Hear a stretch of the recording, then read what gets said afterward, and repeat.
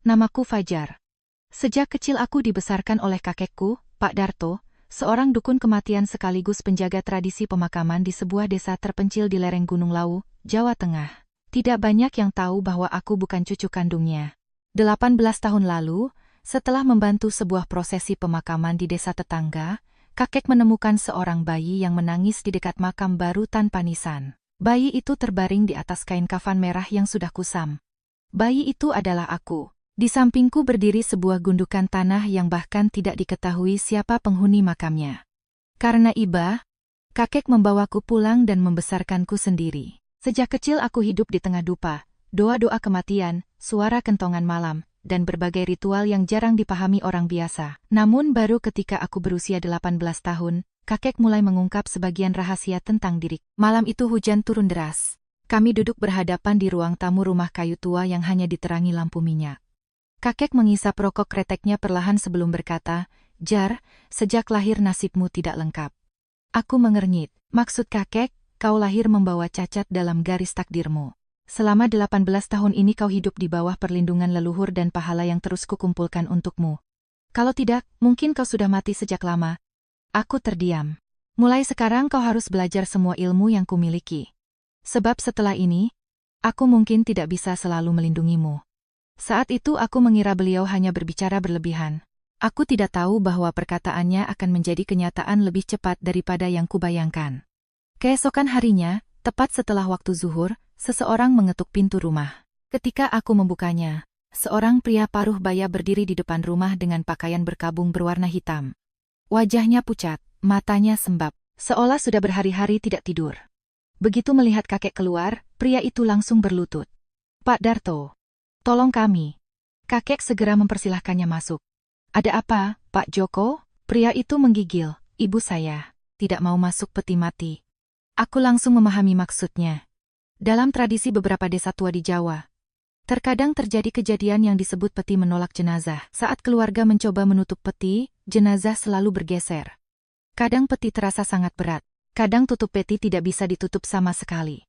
Biasanya itu pertanda arwah masih menyimpan sesuatu. Entah dendam, entah penyesalan, entah ada kekuatan lain yang mengganggunya. Kakek menghela napas panjang. "Ibumu Bu Sulastri, bidan kampung desa Ringin, bukan?" Pak Joko mengangguk. Wajah kakek langsung berubah muram. "Aku mengerti sekarang. Apa maksudnya, Pak? Arwah ibumu belum tenang." Sore itu kami berangkat menuju desa Ringin. Desa itu berada sekitar 1 jam perjalanan dari tempat tinggal kami. Ketika memasuki rumah duka, aku langsung merasakan sesuatu yang aneh. Udara di dalam rumah jauh lebih dingin dibanding udara di luar, padahal cuaca sedang panas. Bulu kudukku langsung berdiri. Di ruang tengah terdapat sebuah peti kayu jati besar. Jenazah Bu Sulastri berada di dalamnya. Puluhan warga duduk mengelilinginya sambil membaca doa. Namun suasana yang seharusnya khusyuk justru terasa mencekam. Kakek berjalan mendekati peti. Beliau meletakkan telapak tangannya di atas tutup peti. Beberapa detik kemudian beliau menarik tangannya. Aku terkejut. Ujung jari beliau tertutup lapisan embun dingin, seolah baru menyentuh bongkahan es. Terlalu pekat. Aku tidak mengerti maksudnya. Kakek lalu memandang lampu minyak yang menyala di depan peti. Api lampu itu berkedip liar, padahal tidak ada angin. Beliau mengambil 3 batang dupa dan mencoba menyalakannya. Aneh. Api korek menyala normal, namun dupa tidak mau terbakar. Dicoba sekali. Gagal.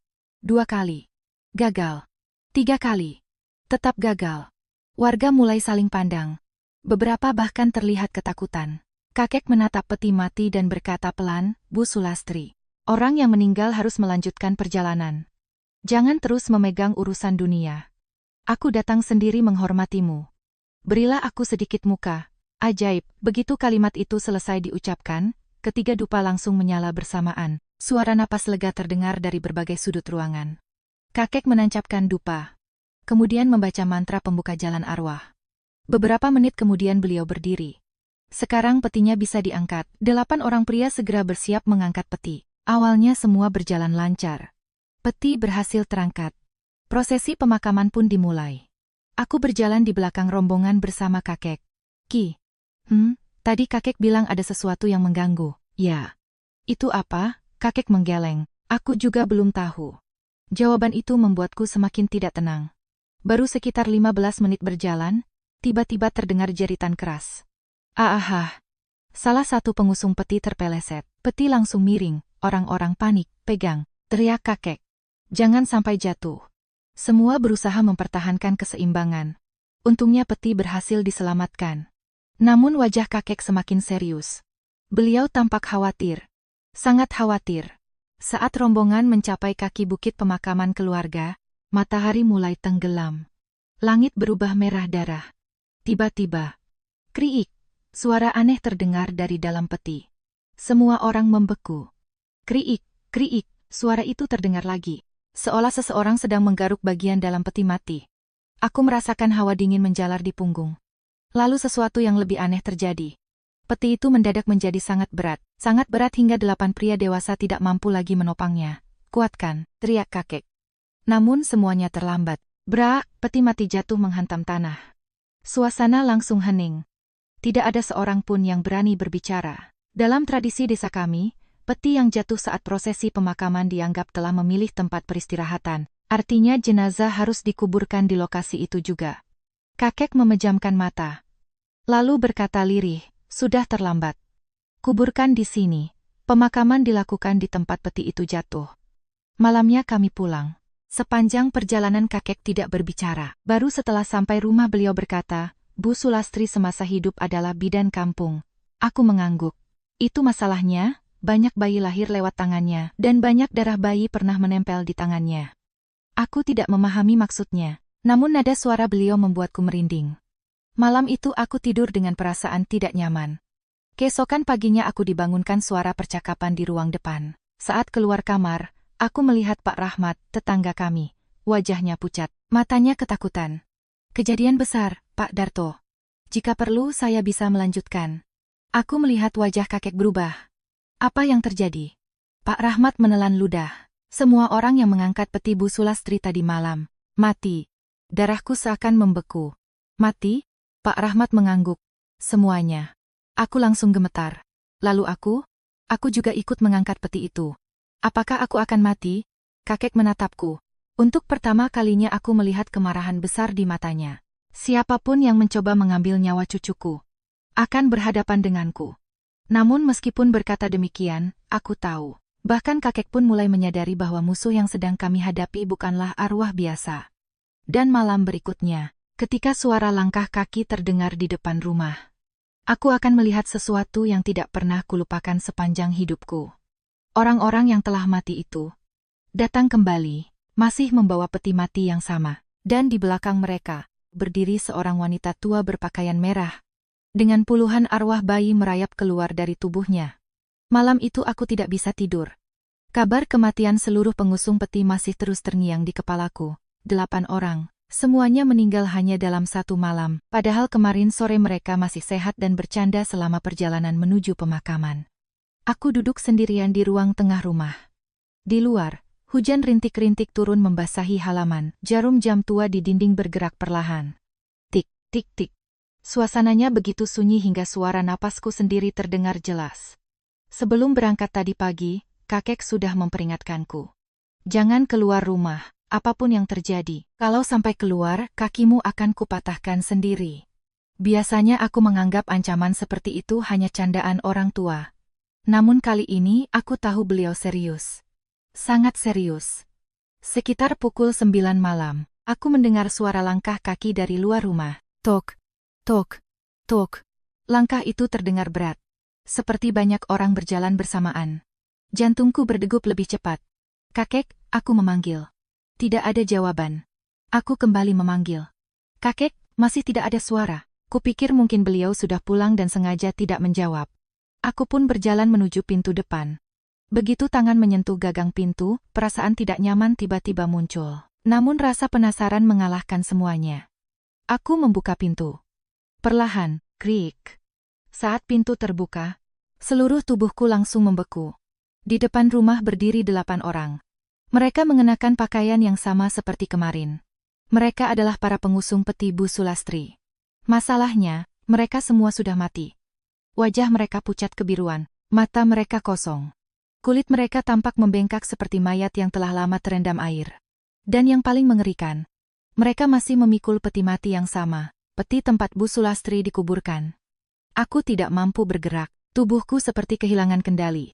Saat itu salah satu dari mereka perlahan mengangkat kepalanya. Lalu tersenyum. Senyum yang tidak mungkin dimiliki manusia hidup. Ah! Aku menjerit, dengan sekuat tenaga menutup pintu. Brak! Begitu pintu tertutup, suara benturan keras langsung terdengar dari luar. Dor, dor, dor. Sesuatu sedang mencoba mendobrak masuk, tanganku gemetar hebat.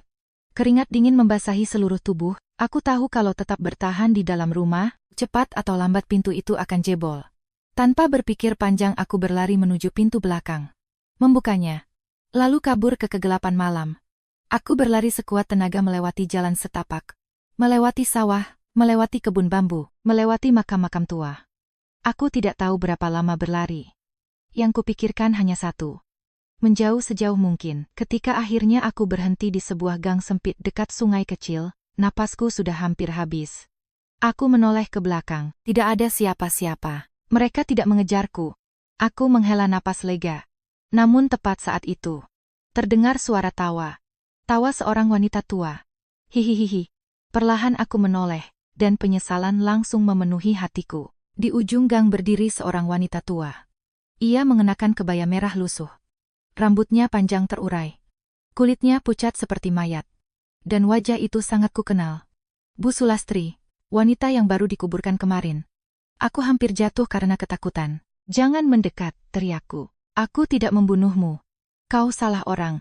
Namun Bu Sulastri tidak menjawab. Ia hanya menatapku. Tatapan yang membuat darahku serasa membeku.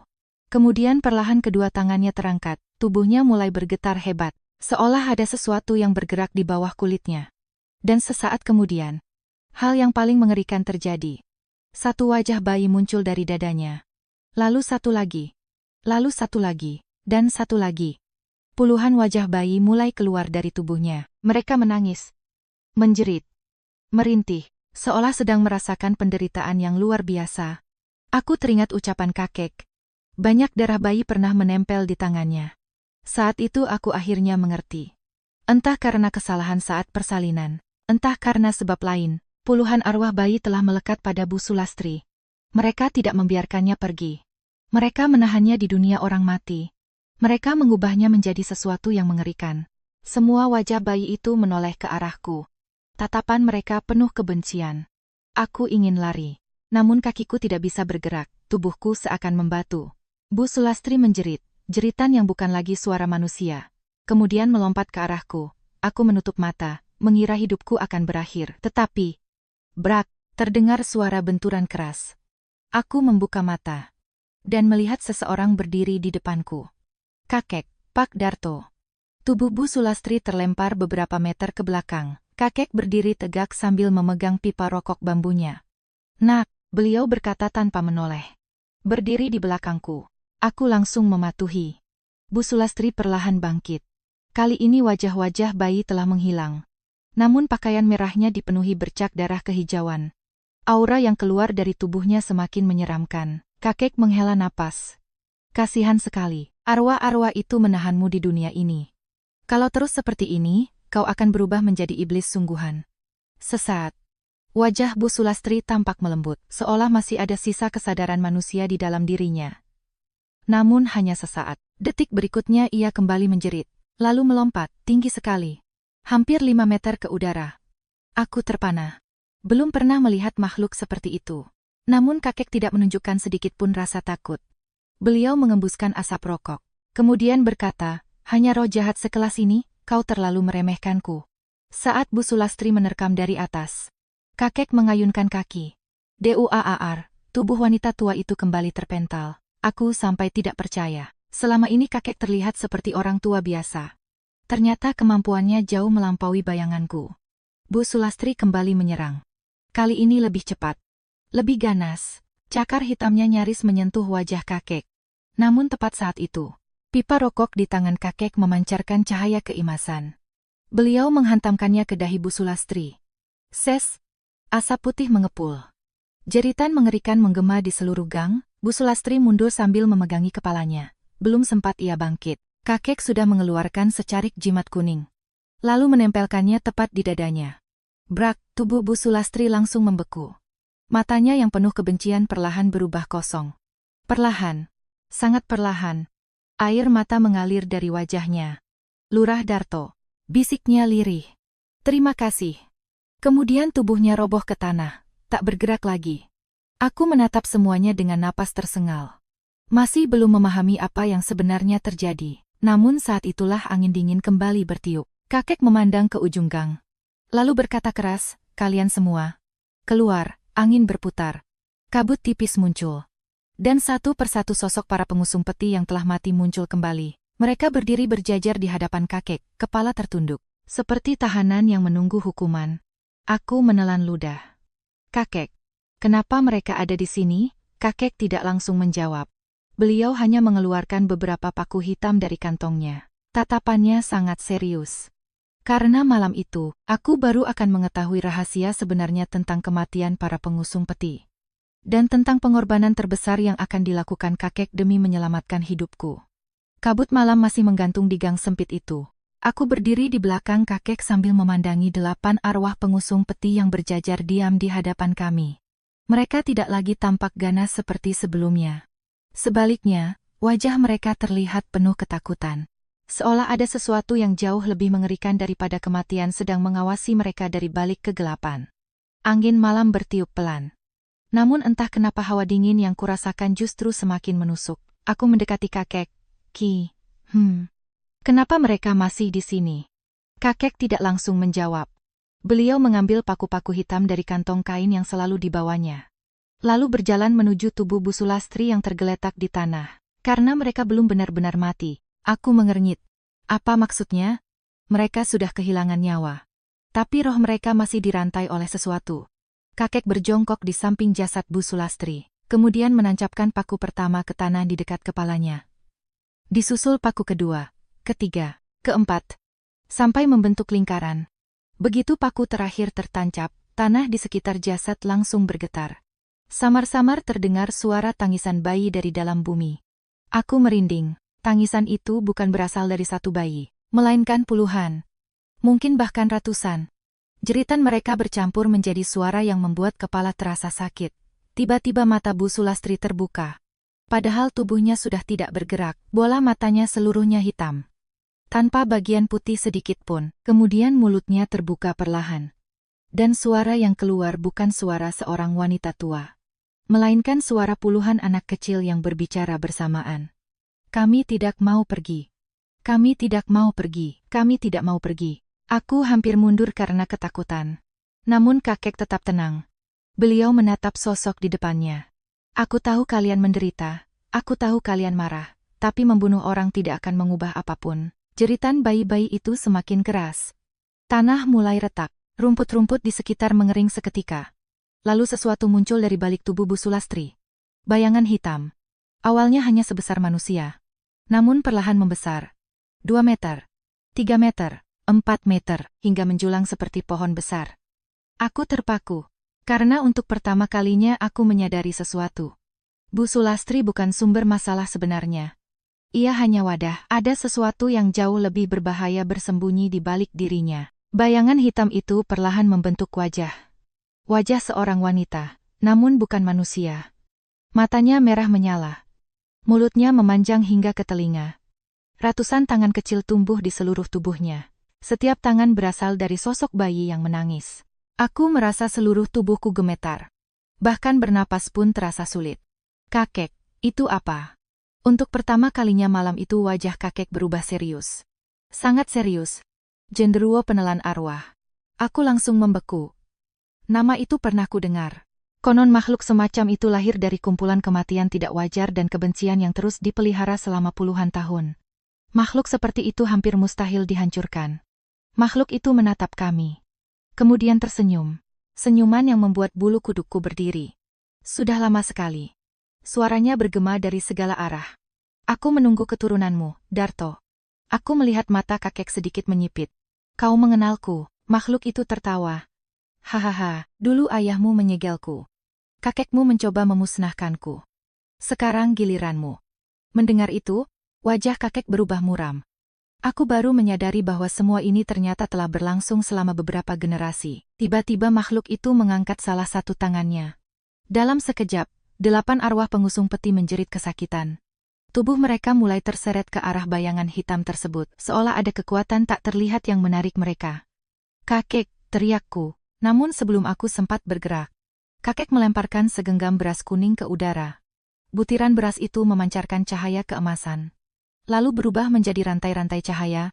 Rantai tersebut melilit tubuh 8 arwah itu, menahan mereka agar tidak tersedot. Namun aku bisa melihat wajah kakek mulai pucat. Seolah ritual itu menguras tenaga besar. Makhluk itu tertawa. "Kau sudah tua, Darto. Kau tidak akan mampu menghentikanku. Aku hanya perlu membunuh bocah itu." Seketika seluruh matanya menoleh ke arahku. Aku merasakan hawa kematian menyelimuti tubuhku. Naluri paling dasar dalam diriku berteriak, "Lari!" Namun kakiku tidak bisa bergerak. Aku hanya bisa berdiri terpaku, menunggu kematian datang. Saat itulah kakek menghela napas panjang. Kemudian menatapku. Tatapan yang tidak pernah kulihat sebelumnya. Tatapan seorang lelaki yang sudah mengambil keputusan. "Fajar." Aku memandang beliau. "Kakek, mulai malam ini kau harus hidup sendiri." Dadaku langsung terasa sesak. Aku tidak menyukai cara beliau berbicara. Seolah sedang mengucapkan salam perpisahan. "Kakek, kau dengarkan baik-baik. Jangan pernah mencari balas dendam. Jangan pernah menggunakan ilmu untuk kepentingan pribadi. Dan jangan pernah membuka peti merah di gudang belakang." Aku langsung membeku. Peti merah. Aku pernah melihatnya. Sebuah peti tua yang selalu terkunci. Kakek melarang siapapun mendekatinya. Belum sempat aku bertanya. Beliau sudah bergerak. Dengan kecepatan yang bahkan tidak bisa kulihat jelas. Beliau berlari menuju rumah. Lalu kembali beberapa menit kemudian. Menarik sesuatu, sebuah peti mati merah tua. Peti itu dipenuhi simbol-simbol kuno. Ratusan jimat menempel di seluruh permukaannya. Bahkan udara di sekitarnya terasa bergetar. Saat melihat peti itu, wajah makhluk hitam langsung berubah untuk pertama kalinya. Ia terlihat takut. "Tidak," bisiknya. "Darto, jangan lakukan itu." Namun kakek tidak menjawab. Beliau membuka tutup peti merah. Suara derit kayu tua menggema. Dari dalam peti keluar hawa dingin luar biasa. Aku bisa melihat ratusan bayangan hitam bergerak di dalamnya. Seolah ada dunia lain yang tersegel di sana. Kakek menatap makhluk itu. "Kakekku menyegelmu. Ayahku menjagamu. Hari ini, aku akan mengakhiri semuanya." Makhluk itu mengamuk. Ratusan tangan bayi menyerbu ke arah kami. Tanah meledak, pepohonan tumbang. Udara dipenuhi jeritan. Namun kakek tetap berdiri. Beliau menggigit ujung jarinya. Menorehkan darah ke tutup peti. Kemudian membaca mantra yang tidak pernah kudengar sebelumnya. Langit langsung berubah gelap. Awan berputar membentuk pusaran besar. Petir menyambar berkali-kali.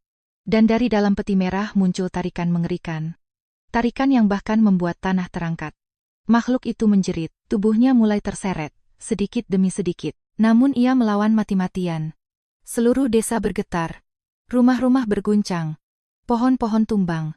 Aku berusaha mendekat. Namun tidak mampu melawan angin yang tercipta. "Kakek," teriakku. Beliau menoleh. Lalu tersenyum. Senyum hangat yang biasa kulihat sejak kecil. "Jadilah orang baik, Jar." Itulah kalimat terakhir yang kudengar darinya. Detik berikutnya, kakek melompat masuk ke dalam peti merah, bersamaan dengan makhluk hitam itu. Beraaka, tutup peti menutup sendiri. Jimat-jimat di seluruh permukaannya menyala merah. Kemudian peti itu perlahan tenggelam ke dalam tanah. Sedikit demi sedikit. Hingga akhirnya menghilang sepenuhnya. Keheningan langsung menyelimuti tempat itu. Tidak ada angin, tidak ada jeritan, tidak ada tangisan. Hanya aku. Sendirian. Berdiri di tengah malam. Menyaksikan orang yang paling kucintai menghilang untuk selamanya. Beberapa menit kemudian, 8 arwah pengusung peti mulai memudar. Sebelum menghilang, mereka membungkuk ke arahku, seolah mengucapkan terima kasih. Kemudian lenyap satu persatu. Aku terduduk di tanah. Tidak mampu menahan air mata. Malam itu, aku kehilangan kakek. Aku kehilangan keluarga satu-satunya. Namun aku belum tahu bahwa pengorbanan beliau ternyata hanya menunda bencana yang jauh lebih besar. Karena beberapa hari kemudian, seseorang akan datang ke rumah membawa sebuah surat tua peninggalan kakek. Dan surat itu akan mengungkap rahasia kelahiranku yang sesungguhnya. Rahasia yang berhubungan dengan makam tanpa nama tempat aku ditemukan 18 tahun lalu. Sudah 7 hari sejak malam ketika peti merah menelan kakekku. 7 hari sejak Pak Darto mengorbankan dirinya demi menyegel makhluk yang telah menghantui keluargaku selama beberapa generasi. Dan selama 7 hari itu pula aku hidup seperti orang kehilangan arah. Rumah terasa kosong. Tidak ada lagi aroma kopi hitam yang biasa diseduh kakek setiap pagi. Tidak ada lagi suara batuknya saat membersihkan halaman. Tidak ada lagi omelan ketika aku bangun kesiangan. Yang tersisa hanyalah kesunyian yang membuat dadaku terasa semakin sesak setiap hari. Pagi hari ke-7. Saat aku sedang menyapu halaman, seseorang datang ke rumah. Seorang pria tua berpakaian lurik Jawa. Tubuhnya kurus. Rambutnya sudah memutih seluruhnya, namun matanya terlihat sangat tajam. Ia berdiri di depan pagar sambil menatapku cukup lama. Seolah sedang memastikan sesuatu. "Namamu Fajar?" tanyanya. Aku mengangguk. "Siapa Bapak?" Pria itu tidak langsung menjawab. Ia justru mengeluarkan sebuah amplop tua berwarna coklat dari balik bajunya. "Ini titipan Pak Darto." Jantungku langsung berdegup keras. Titipan? Beliau menitipkannya 2 tahun lalu. 2 tahun lalu. Pria itu mengangguk pelan. Beliau bilang surat ini hanya boleh kuberikan jika suatu hari ia tidak kembali. Tanganku gemetar saat menerima amplop itu. Aku langsung membukanya. Di dalamnya terdapat beberapa lembar kertas yang sudah menguning. Tulisan tangan kakek memenuhi seluruh halaman. Aku mulai membaca. Dan semakin lama membaca, wajahku semakin pucat, karena isi surat itu benar-benar di luar bayanganku. "Fajar, jika engkau membaca surat ini, berarti aku sudah tidak ada. Jangan sedih. Aku sudah hidup cukup lama. Ada satu rahasia yang selama ini kusimpan darimu. Rahasia tentang siapa dirimu sebenarnya. 18 tahun lalu aku memang menemukanmu di dekat sebuah makam. Namun aku berbohong ketika mengatakan bahwa aku tidak tahu siapa orang tuamu. Aku tahu. Dan justru karena itulah aku membawamu pulang." Aku menghentikan bacaan, tanganku mulai berkeringat. Perlahan aku melanjutkan. "Orang tuamu bukan penduduk desa manapun di sekitar sini. Mereka bukan manusia biasa, dan kematian mereka bukan kecelakaan." Aku menelan ludah, setiap kalimat membuat jantungku berdetak semakin cepat. "Pada malam ketika kau ditemukan, aku sebenarnya sedang mengejar sesuatu. Sesuatu yang telah membantai satu keluarga di kaki Gunung Lawu. Saat aku tiba di lokasi, semuanya sudah terlambat. Rumah itu hancur, tanah dipenuhi darah, dan di tengah reruntuhan terdapat sebuah lubang besar yang mengarah ke bawah tanah. Di sanalah aku menemukan ibumu." Aku berhenti bernapas sejenak. "Ibuku." Untuk pertama kalinya aku membaca tentang dirinya. Ibumu masih hidup saat itu. Namun tubuhnya sudah dipenuhi luka. Ia memegangmu erat-erat dan memohon satu hal kepadaku. "Selamatkan anakku." Itu kata-kata terakhirnya sebelum meninggal. Mataku mulai panas. Aku tidak pernah mengenal kedua orang tuaku, bahkan wajah mereka pun tidak pernah kulihat. Namun membaca kalimat itu membuat dadaku terasa sesak. Aku melanjutkan membaca. "Ayahmu sudah lebih dulu mati. Ia bertarung melawan sesuatu yang keluar dari bawah tanah. Sesuatu yang bahkan aku tidak mampu mengalahkannya saat itu." Aku mengernyit. "Sesuatu? Makhluk apa?" Aku membalik halaman berikutnya. Dan saat itulah aku melihat sebuah gambar. Sebuah simbol aneh. Lingkaran hitam, dengan 3 mata di bagian tengahnya. Entah kenapa simbol itu terasa familiar. Seolah aku pernah melihatnya. Namun aku tidak ingat di mana. Di bawah simbol tersebut terdapat tulisan tangan kakek. "Jika suatu hari kau melihat simbol ini lagi, larilah, jangan mendekat. Jangan mencari tahu, karena semua kemalangan dalam hidupmu berhubungan dengan tanda ini." Aku sedang mencoba memahami isi surat itu ketika tiba-tiba terdengar ketukan pintu. Tok, tok. Aku menoleh, rumah terasa sangat sunyi. Padahal tadi tidak ada siapa-siapa. Tok, tok, tok. Ketukan itu terdengar lagi. Kali ini lebih keras. Aku berjalan menuju pintu depan. Perlahan membukanya. Namun di luar tidak ada seorang pun. Hanya jalan desa yang kosong. Aku hendak menutup pintu kembali. Saat itulah aku melihat sesuatu. Sebuah kotak kayu kecil. Tergeletak tepat di depan rumah. Kotak itu tidak ada beberapa detik sebelumnya. Aku yakin. Dengan perasaan was-was, aku mengambilnya. Kotak tersebut cukup berat. Dan terkunci rapat. Ketika ku bawa masuk ke dalam rumah, tiba-tiba udara di sekeliling terasa dingin. Sangat dingin. Seolah suhu ruangan turun drastis. Aku langsung teringat kejadian-kejadian sebelumnya. Naluri mengatakan ada sesuatu yang tidak beres, namun rasa penasaran lebih besar. Aku membuka kotak itu. Perlahan, sangat perlahan. Dan begitu tutupnya terbuka, seluruh tubuhku membeku. Di dalam kotak terdapat sebuah lonceng kecil berwarna hitam. Bentuknya sangat tua, dipenuhi ukiran aneh, dan yang membuatku merinding. Di bagian bawah lonceng terdapat simbol yang sama persis seperti yang ada di surat kakek. Lingkaran hitam. Dengan 3 mata, aku langsung menutup kotak itu kembali. Namun sudah terlambat, karena tepat pada saat itu. Ting! Suara lonceng berbunyi sendiri. Padahal tidak ada yang menyentuhnya. Ting! Ting! Ting! Suara itu menggema ke seluruh rumah. Lalu terdengar sesuatu dari belakangku. Suara langkah kaki. Pelan. Berat. Seolah seseorang sedang menyeret tubuhnya di atas lantai kayu. Aku tidak berani menoleh. Jantungku seperti ingin meledak. Suara itu semakin dekat. Semakin dekat. Hingga akhirnya berhenti tepat di belakangku. Dengan seluruh keberanian yang tersisa, aku membalikkan badan. Dan hampir menjerit, karena di sana berdiri seorang wanita. Rambutnya panjang menutupi wajah. Tubuhnya kurus, pakaiannya kompang-camping. Air menetes dari seluruh tubuhnya, seolah baru keluar dari sungai. Namun yang paling mengerikan, kepalanya miring hampir 90 derajat. Tidak mungkin dilakukan manusia hidup.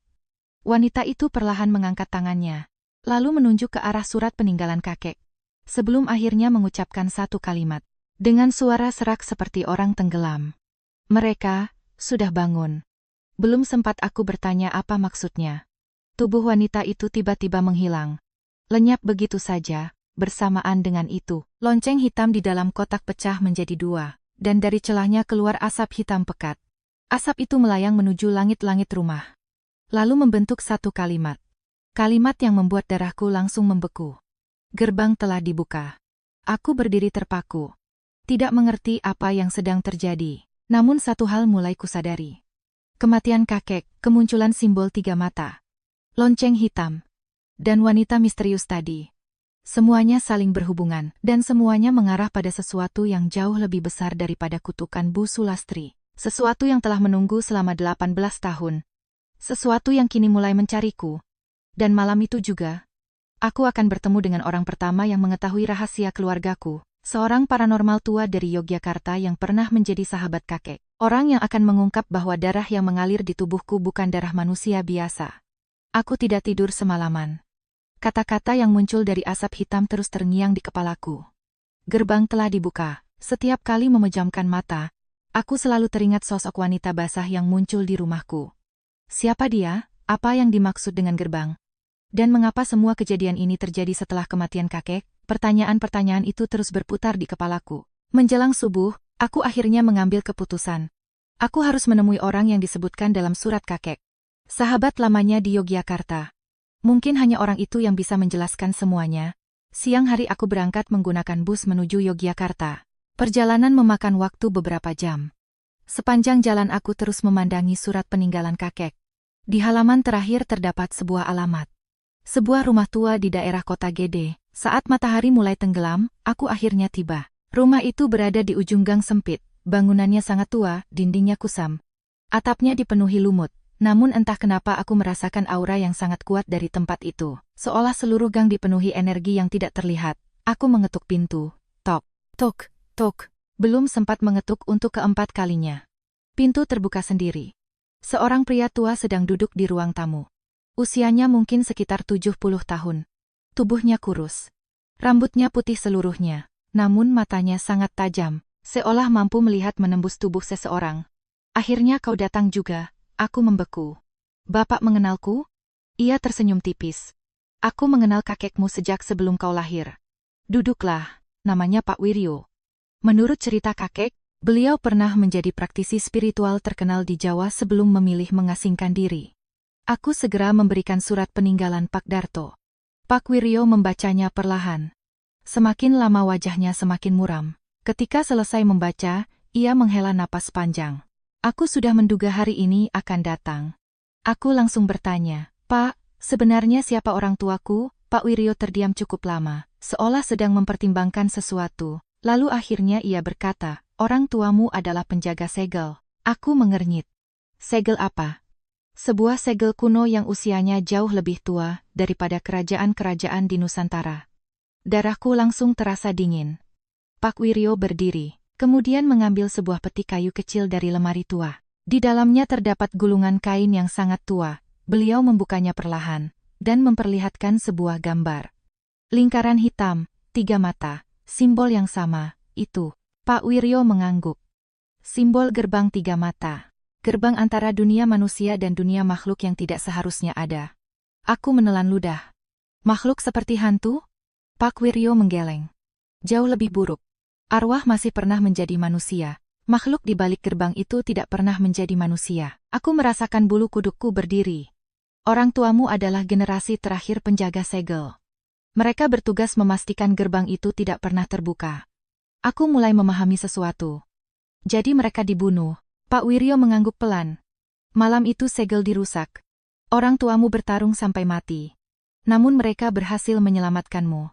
Aku mengepalkan tangan. Untuk pertama kalinya aku mengetahui bagaimana kedua orang tuaku meninggal. Dan kemarahan mulai tumbuh dalam diriku. Namun Pak Wiryo langsung menatap tajam. Jangan berpikir membalas dendam. Aku terkejut. Seolah beliau bisa membaca pikiranku. Itu pesan terakhir Pak Darto. Kebencian adalah jalan tercepat menuju kehancuran. Belum sempat aku menjawab. Tiba-tiba seluruh rumah bergetar. Duk, duk. Seperti ada sesuatu yang menghantam tanah dari luar. Pak Wiryo langsung berdiri. Wajahnya berubah. Mereka menemukannya. Siapa? Pengikut gerbang 3 mata. Kami berdua berlari keluar rumah. Malam sudah turun. Langit gelap tanpa bintang. Di ujung gang berdiri 3 sosok berjubah hitam. Wajah mereka tertutup topeng kayu. Dan di dada mereka terdapat simbol 3 mata. Aku langsung mengenali simbol itu. Salah satu dari mereka melangkah maju. Serahkan anak itu. Suaranya terdengar aneh. Seolah banyak orang berbicara bersamaan. Pak Wiryo maju 1 langkah. Sudah terlambat, anak ini tidak akan ikut kalian. Ketiga sosok itu tertawa bersamaan. Suara mereka membuat seluruh gang terasa dingin. Tiba-tiba salah satu dari mereka mengangkat tangan. Asap hitam keluar dari tanah. Dalam hitungan detik, puluhan tangan hitam muncul dari bawah jalan. Tangan-tangan itu merayap menuju kami. Aku mundur karena terkejut. Namun Pak Wiryo tetap tenang. Beliau mengeluarkan lonceng perunggu kecil dari sakunya. Kemudian mengguncangkannya. Ting gegege. Suara lonceng menggema. Dan seluruh tangan hitam langsung hancur menjadi debu. Aku terpana. Namun pertarungan baru saja dimulai. Ketiga sosok berjubah mulai membaca mantra. Langit di atas gang berubah. Awan hitam berputar membentuk pusaran raksasa. Di tengah pusaran itu perlahan muncul sebuah mata merah. Mata yang sangat besar, jauh lebih besar daripada rumah. Saat melihatnya, aku merasakan ketakutan yang tidak pernah kurasakan sebelumnya. Seolah seluruh naluri dalam tubuhku memerintahkanku untuk melarikan diri. Pak Wiryo memandang langit, lalu berbisik, mereka benar-benar gila. Mereka mencoba membuka gerbang dari sini. Aku menelan ludah. Apa yang harus kita lakukan? Pak Wiryo menoleh ke arahku. Dan untuk pertama kalinya malam itu aku melihat ketakutan di matanya. Kita tidak cukup kuat untuk menutupnya. Dadaku langsung terasa dingin. Kalau begitu, yang bisa menutup gerbang itu hanya 1 orang. Siapa? Pak Wiryo menatapku lama. Lalu menjawab. Kau. Aku membeku. Aku, Pak Wiryo mengangguk. Darah penjaga segel mengalir dalam tubuhmu. Karena itulah mereka mencarimu selama ini. Karena hanya darahmu yang bisa membuka gerbang. Dan hanya darahmu pula yang bisa menyegelnya kembali. Aku langsung teringat kata-kata kakek. Tentang takdir yang tidak lengkap. Tentang hidup yang selalu dikejar kematian. Semuanya mulai masuk akal. Di atas langit. Mata merah raksasa mulai terbuka sepenuhnya. Dari balik celahnya terdengar suara yang tidak dapat dijelaskan manusia. Suara yang membuat bumi bergetar. Rumah-rumah berguncang. Pepohonan membungkuk. Seolah sesuatu sedang mencoba memasuki dunia. Pengikut gerbang 3 mata tertawa histeris. Momen ini akhirnya tiba, gerbang akan terbuka. Dunia akan berubah. Namun saat itu juga, aku merasakan sesuatu berdenyut di dalam dadaku. Panas. Sangat panas. Seolah darahku mendidih. Tanpa sadar aku melihat kedua telapak tanganku bercahaya merah keemasan. Pak Wiryo tersenyum tipis. Jadi benar, kau memang pewaris terakhir. Aku mengangkat kepala. Menatap mata raksasa di langit. Lalu untuk pertama kalinya sejak kematian kakek. Aku tidak merasa takut. Karena akhirnya aku memahami alasan mengapa aku masih hidup. Mengapa orang tuaku mati. Mengapa kakek mengorbankan dirinya. Dan mengapa semua ini terjadi. Perjalananku baru saja dimulai. Perjalanan untuk menutup gerbang tiga mata. Dan menemukan siapa dalang sebenarnya di balik kematian keluargaku. Namun saat aku bersiap melangkah maju, di dalam pusaran awan, aku melihat sesuatu. Seseorang. Seorang pria berjubah hitam. Berdiri di balik mata raksasa itu. Dan ketika ia tersenyum, aku langsung mengenali wajahnya. Wajah yang seharusnya sudah menghilang bersama peti merah. Wajah Pak Darto. Kakek. Tubuhku membeku. Aku menatap sosok yang berdiri di balik mata merah raksasa di langit. Wajah itu. Tatapan itu. Bahkan senyum tipis itu. Semuanya adalah milik Pak Darto. Kakekku, orang yang telah mengorbankan dirinya di dalam peti merah. Orang yang seharusnya sudah menghilang selamanya. Kakek. Suaraku bergetar. Di sampingku, Pak Wiryo juga terkejut. Namun hanya sesaat. Lalu wajahnya berubah menjadi sedih. Sedih seperti seseorang yang baru menyadari kenyataan yang sebenarnya. Itu bukan Pak Darto. Aku menoleh. Maksud Bapak? Pak Wiryo menatap sosok di langit. Itu hanya bayangan yang dibentuk oleh gerbang. Gerbang selalu menggunakan sosok yang paling ingin kita temui, yang paling kita rindukan. Agar kita menyerah, dadaku terasa sesak.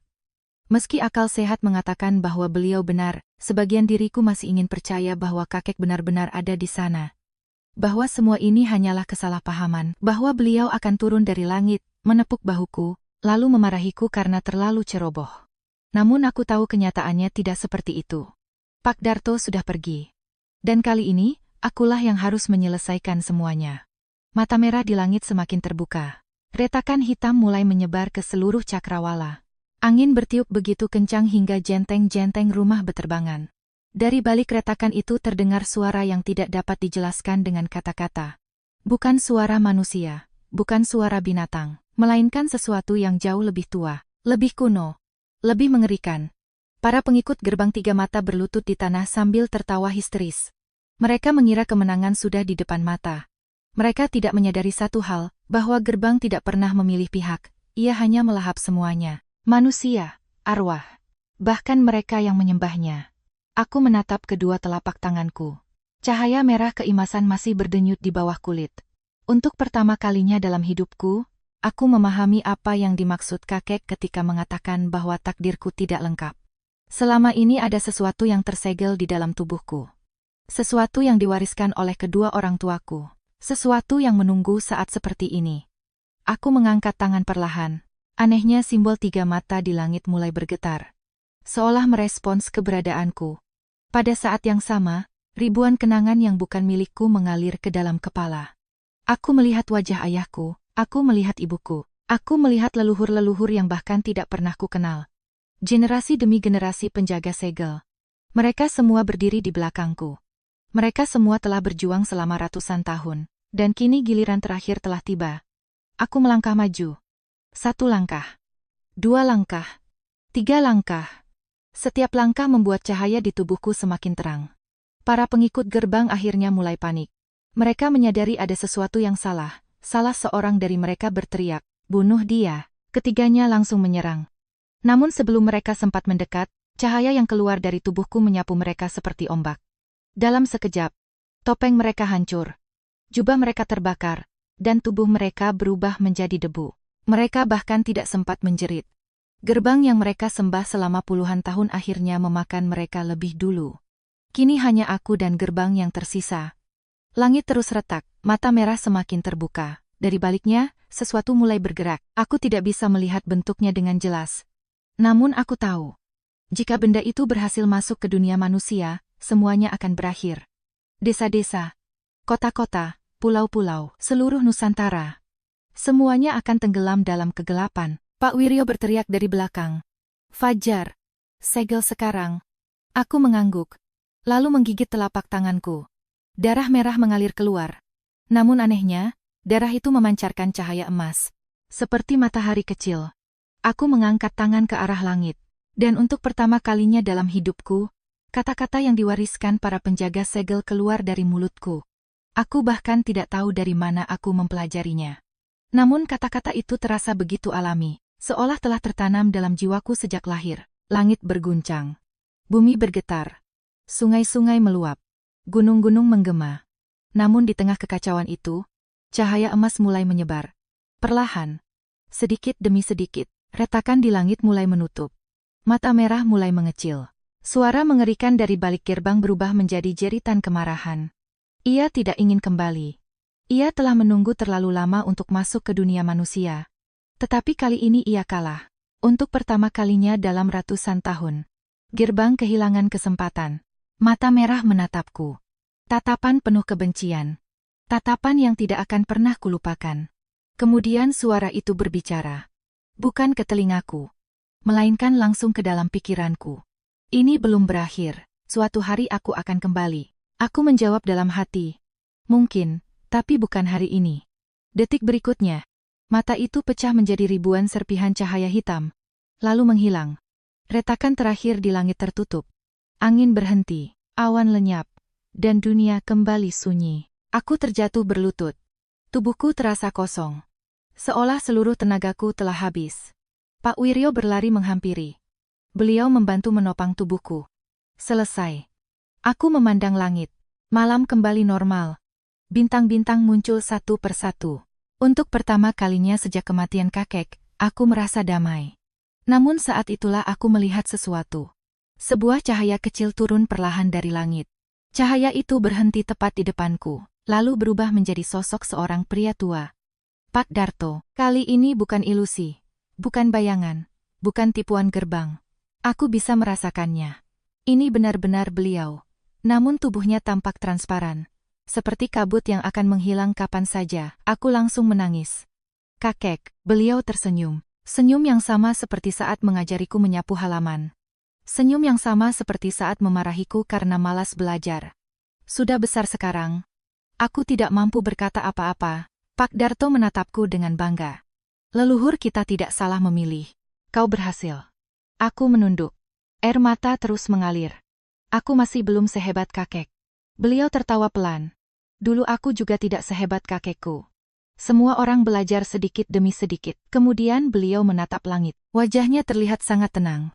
Seolah beban yang dipikul selama hidup akhirnya menghilang. Fajar. Ya. Jangan jadikan hidupmu hanya untuk melawan kegelapan. Aku terdiam. Pak Darto melanjutkan, menjaga keseimbangan bukan berarti terus berperang. Kadang-kadang yang paling penting adalah hidup sebagai manusia biasa. Memiliki keluarga, punya sahabat, mencintai seseorang, dan menikmati waktu yang diberikan Tuhan.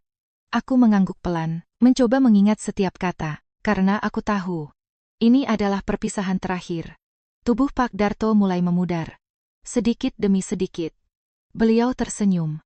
Jangan lupa menyiram pohon mangga di belakang rumah. Aku tertawa di tengah tangis. Bahkan di saat seperti ini, beliau masih mengingat hal-hal kecil. Kemudian sosoknya semakin samar. Semakin tipis.